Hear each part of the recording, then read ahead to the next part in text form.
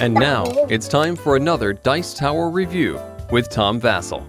Hey folks, today we're going to be taking a look at 3012.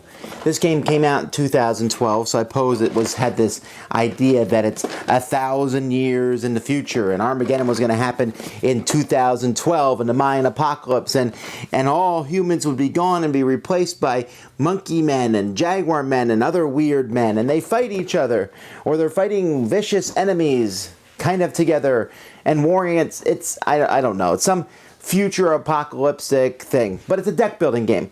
It's a game in which you are going to be putting together a deck of cards and trying to beat other people's decks of cards. Let's see how it plays.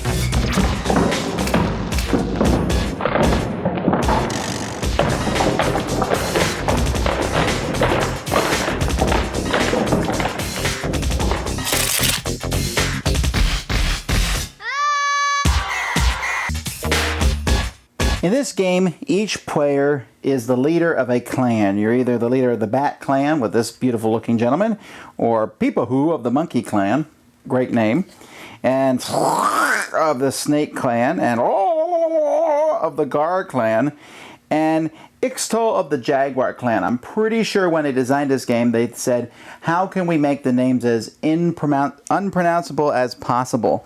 Each player also will get 4 scouts of their clan, and this is your starting deck. Yes, your deck starts with 4 cards. On your turn, you will draw 4 cards. I wonder what my first hand is going to look like. Oh, it's all scouts. Then there are 2 action decks of cards here in the middle of the table. These action decks are cards that they're split up by cost. This one is the cheap cards. They cost either 2 or 3. And these are the more expensive cards. They cost 4 through 6. One of the cool things about the cards here is that the cards that you draw are your cards. It's as if my hand has 4 scouts, a rough trade, and a rampage. And I can play these cards if I'd like to. Now basically I'm doing 2 different things. I can play cards from my hand for money. If you notice, each of these scouts here gives me 1 gold that I can spend, and as the game progresses there will be other cards. If I had turned up, for example, a poison dart as my first action, I would have had 5 gold to spend. And if you don't spend all your gold at the end of your turn, you can take 1 gold token and use it on future turns. 1's the most you can get, but you can save that up. When you buy cards, you can buy one of the 2 cards that you've turned face up on your turn, or you can buy allies. You can see each of them has a cost here. For example, this beautiful looking dude is 10 coins. This one is 8 coins, etc. Or you can buy weapons over here. There's a few weapons that are available to buy. If you notice, the Steel Flex bow here, for example, has a cost of 9. But hey, look, whenever you draw it in the future, it's worth 1 gold itself. Now, the problem that you're trying to do here is not buy cards. Buying cards is all good and all that, but you're trying to fight. So at some point in time, you can say, I'm going to fight on my turn instead of buying. Then you pick one of these decks. Each encounter deck has different encounter cards. Let's turn over 1 from each deck. Each of them has a very difficult to beat. There's a number in the top corner there. You can see that it's 6, 8, 11. That's a pretty cool looking enemy. And a 13, a Death's Head Piranhas. Each of them also has special abilities on them. Roll a die on a 1, remove Scorpionics from this combat. But also, underneath that 6, you'll notice there's a renown number. That's basically victory points. And there's experience. Now, to beat Scorpion X, I am going to need 6 points of damage to kill him. Now, in front of me, I have my leader, but he's not worth anything right now. He's +1 damage when he's equipped with a sword, but if I don't have a sword, not so useful. However, here on the bottom of the board, we have an experience track. Everybody starts here, so my leader has a strength of 1. But if he ever manages to beat somebody, he will go up in experience, and you can see as he moves up in experience as the game progresses, your strength will go up to 2, 3, 4, and then eventually to 5. I can also play scouts from my hand to give myself +1 damage when they aid. But at the same time, I'm hopefully going to get more people and more weapons in my hand to attack these people with. Other players can also send in their scouts. They can send them in to hinder you or to aid you. If they hinder you, that's that adds to the defense. So I could say, I'm playing a scout, and that's a 7 now. Or you can say, I'm going to help you. Why would you ever help someone else? Because you get half the experience when you help out there. The experience is split, and experience is a useful thing to have. At the end of a turn, these cards are discarded, and the next player will have 2 different cards. And as the game progresses, these will fill up with new zealots. Many of these zealots and different people who will help you allies, they can go in anyone's deck, but they tend to help the clan that they are the most. Just like the weapons. You can see here, this is a nice dagger, the Ebola dagger, but there are other weapons as the game progresses. For example, here's a sword, and remember the guy I just showed you does well with a sword. Sure, this gives him 2, but when it's equipped on him, it's a 3. And since his strength is a 1, that would make him a 4 total. Give him a couple scouts and he can beat the weakest guy. As time goes by, though, you're going to want to beat these greater guys.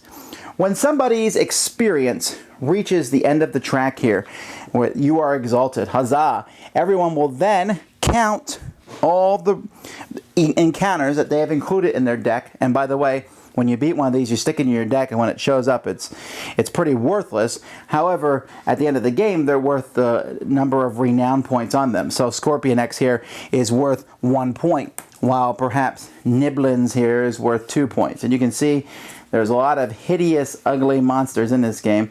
And there's Kraken, a name that I can actually pronounce. But there's a lot of cool Den of Thieves and Flame Basilisk. Oh, wow. So there's some cool stuff in here. Oh, Time Thief. Look at him. He looks like he just escaped from Halo and jumped in this game. But there's all sorts of creatures that you're fighting and beating, and whoever has the most of those creatures that they defeated over the course of the game is the winner. Oh, yes. I'm sorry, I hope, and I apologize if that explanation put you to sleep. 3012.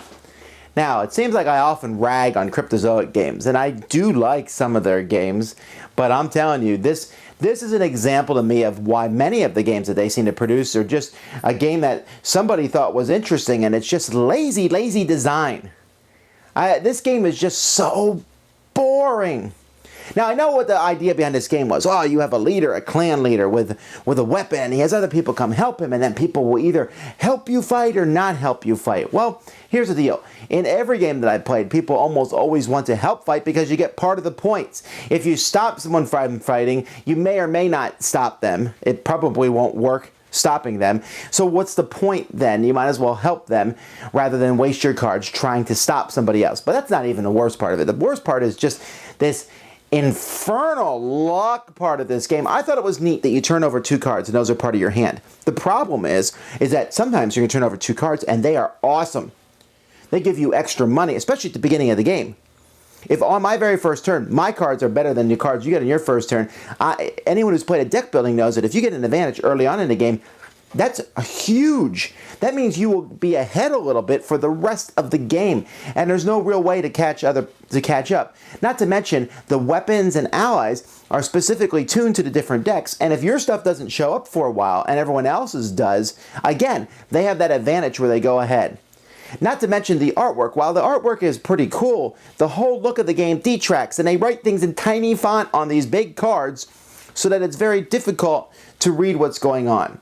But all that just really pales besides the main sin of this game, which is the fact that it's boring. It's boring, boring, boring. No one who I played it with wanted to play it again. In fact, people halfway through said, when is this going to be over? And I apologize for inflicting this. I played it with kids. I played it with adults. It doesn't work. I wish it would. The box is huge. The amount of cards, I mean, in this box here, we have maybe this much space is taken by cards. And I'm sure they planned expansions, and maybe there will. But I won't even touch them because the original game was just that yawn-inducingly boring. Attacking monsters should be something that should be interesting and exciting to see what monster comes. But I know where that monster's range is going to be. I know what cards I have in my hand. You might be able to stop me, and I can shake my fist, and then because all we did was drag the game out longer until someone else can go fight the monster. So, I'm sorry. This one is a big thumbs down for me. I like deck building games, and I want to see deck building games with a thematic flair to them. Adding an attacking monsters idea is a good one, but this game just does it, and it lacks the fun. Thanks so much for watching the Dice Tower videos. Find more great videos and reviews, as well as our top-rated audio podcast at Dicetower.com. You can also find other great shows at DicetowerNetwork.com. I'm Eric Summerer, and you've been watching The Dice Tower. The Dice Tower is sponsored by Cool Stuff Inc., where you can find great games for great prices. Cool stuff in stock. Check them out at CoolStuffInc.com. Shut the door. There.